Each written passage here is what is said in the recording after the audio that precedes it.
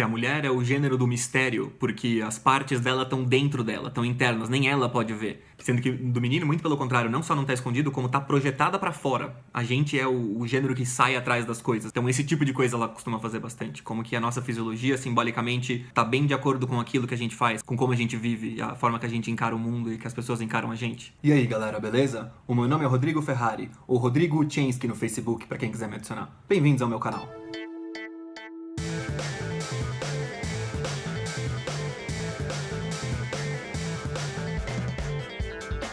Nesse vídeo eu vou finalmente trazer a ilustre Camille Paglia, especificamente a obra-prima dela, que é Personas Sexuais.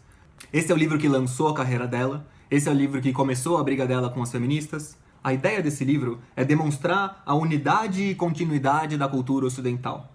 O argumento dela é de que a cultura judaico-cristã nunca derrotou de verdade o paganismo. O paganismo foi absorvido e ele está sempre se manifestando na arte. E daí esse livro são vários capítulos sobre autores diferentes, sobre obras diferentes, que ela tem, por exemplo, um sobre Balzac, um sobre o Byron, um sobre o Keats, Emily Dickinson, para mostrar como que os componentes do paganismo sempre tiveram presentes. Mas essa não é a razão pela qual eu trouxe ela. Tô só explicando o contexto do livro. A ideia que eu quero trazer é o que ela fala no capítulo 1, que chama Sexo, Violência ou Natureza e Arte. A ideia central desse capítulo é a de que os homens se unem para criar a cultura contra a natureza. E a mulher é a natureza. Então é por isso que toda a cultura tá permeada de coisas contra a mulher, porque a cultura inteira é feita contra a onipotência da natureza e a onipotência da natureza feminina.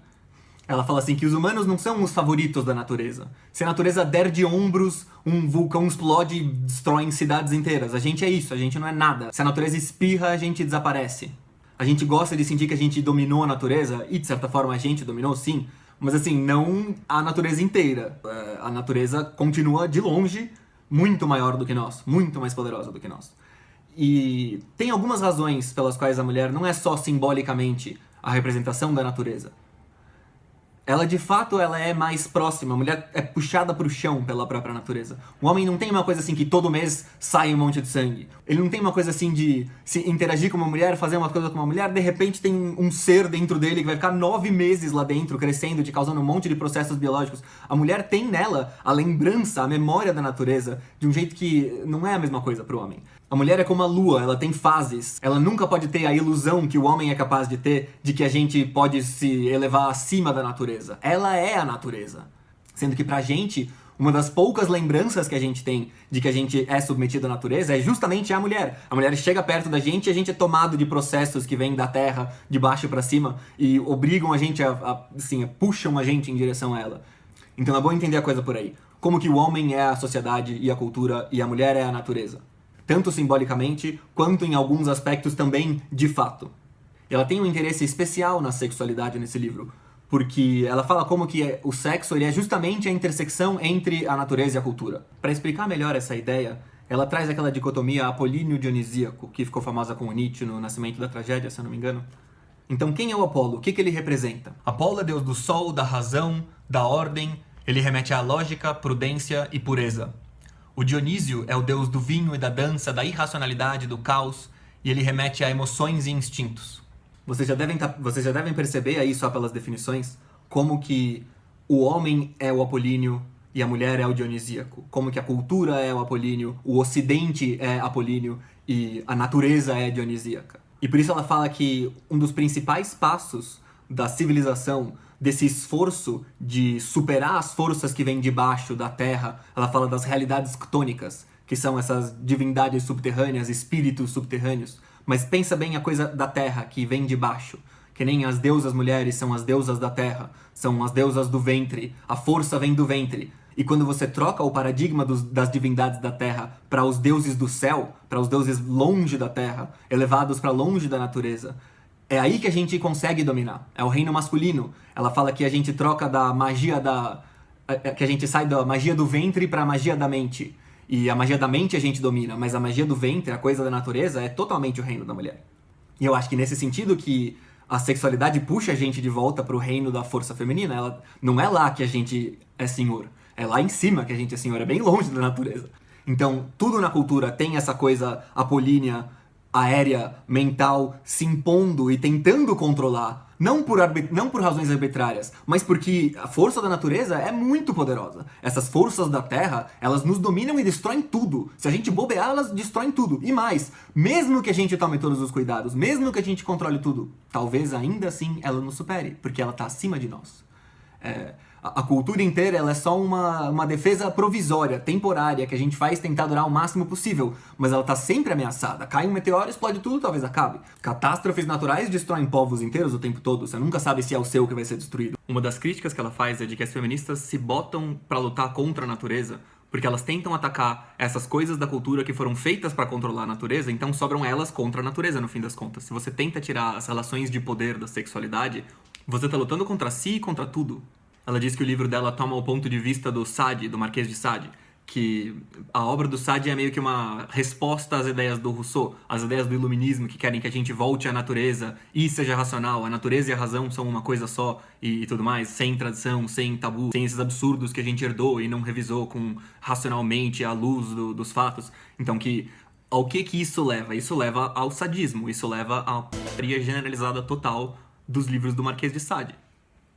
Então que todas as ruas do Rousseau levam ao Sade, todas as ruas desse racionalismo natural levam à violência, ao sadismo, à irrupção do selvagem natural por cima daquilo que a gente teve que, com tanto trabalho, construir para evitar que acontecesse. Principalmente no caso da sexualidade e do erotismo. O erotismo para ela é o elo fraco, é o ponto sensível em que quando você começa a mexer demais, é aí que as realidades ctônicas, que o subterrâneo invade a vida cultural. Então se você ataca tudo isso, todas as tradições, todas essas coisas da cultura que foram feitas contra a natureza mesmo, porque a natureza é onipotente, o que acontece é, ela vai dominar. Ela vai começar a se impor sobre tudo. Então ela ecoa aqui em todas as palavras aquela ideia de que a violência sexual ela é resultado não do condicionamento, mas da falta do condicionamento. Que você quebra o condicionamento e daí sobra a natureza empurrando o cara em direção da violência sexual. E que o mesmo serve também para as hierarquias. Que as hierarquias são tão naturais que se você quebra uma hierarquia, surge outra hierarquia no lugar e ela pode ser até pior. Ela fala também que a tragédia faz parte dessa história, que a tragédia tenta resolver esse problema humano, que é a mulher. Ela fala que a mulher introduz a crueldade sem transformação na tragédia porque ela é o problema que o gênero está tentando corrigir. Que a inhospitalidade da tragédia à mulher, ela vem da inhospitalidade da natureza ao homem. Que a identificação da mulher com a natureza ela é universal em todas as culturas antigas.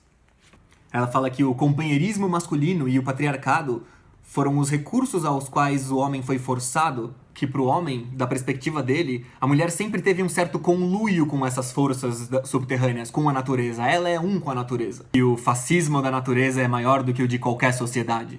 Por isso que é bom valorizar o culto ao céu e a magia mental contra essa onipotência da natureza.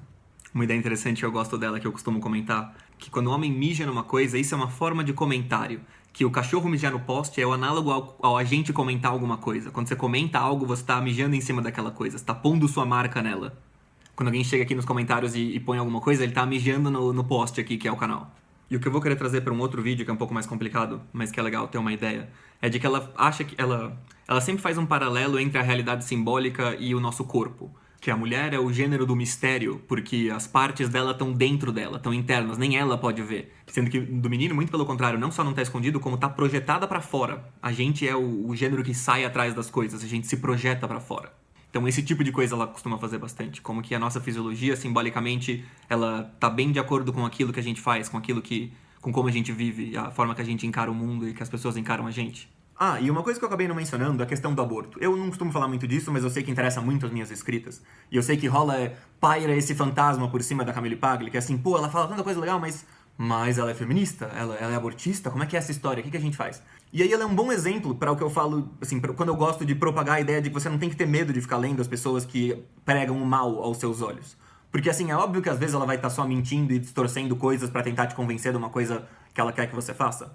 Mas às vezes não é isso. E a Camille Paglia não faz isso. Pelo menos não me parece. Ela fala que é a favor do aborto e ela não fala que não é assassinato. Essa história de que feto não é gente, sabe? Um bicho com 7 meses na barriga da mãe. Não saiu da barriga da mãe. Não saiu da barriga da mãe não é gente. Não conta. Sabe? Você só é gente quando o Estado vai lá e carimba a sua certidão. Antes disso você ainda não é uma pessoa. Mas ela não faz nada disso. Eu não lembro exatamente da linha argumentativa dela, mas eu lembro de ler, eu acho que tá numa coletânea dela que chama Vamps and Tramps, num dos textos dessa coletânea, que ela fala do feminismo pagão dela e ela fala, assim, que o aborto é assassinato mesmo, o feto é uma pessoa mesmo. Então, assim, eu não lembro qual é o argumento dela, eu não lembro nem se ela argumenta nesse texto de verdade, mas, assim, eu tô só tentando dar uma visão de pra onde ela vai com essa história, sabe? O feminismo pagão dela não vai pra esse lado de dizer que feto não é gente. Só vai pro lado de dizer que ninguém tem que se meter nessa história quando a mãe tá querendo fazer uma coisa, porque a mãe é a autoridade máxima final, que a natureza conferiu a ela essa autoridade de decidir se o filho nasce ou não, se o filho merece nascer ou não. Pode dizer, mas o pai também tá envolvido em fazer. Mas a mãe sempre pode acabar com o filho logo depois. Assim, na verdade, a natureza deu à mãe o direito de abortar até a criança ter, 10 anos, sei lá. A mãe não tem que só fazer a gestação e parir, ela tem que continuar amamentando, ela tem que continuar cuidando. Então ela decide, se ela não quiser mais a criança, ela larga e pronto. Isso é uma coisa que a natureza deu pra ela. Então eu não lembro o que ela fala, mas é por aí que eu iria, tendo em mente o que eu sei dela. Mas, assim, em suma, ela é uma pessoa confiável. Você lê e ela tá sendo decente, ela não tá tentando te enrolar. Ela tem as ideias dela e por isso eu não acho que as pessoas que são cristãs e extremamente contra aborto precisariam ter algum medo de ouvir o que ela tem a dizer. Mas é isso, queria só trazer um pouco as ideias dela, porque ela tem umas ideias bem doidas. Então, essa é uma introduçãozinha, e com o tempo eu vou trazer ela de novo, porque ela é uma autora muito legal, né? Todo mundo gosta dela, vocês sempre pedem. Falou, galera. Até a próxima.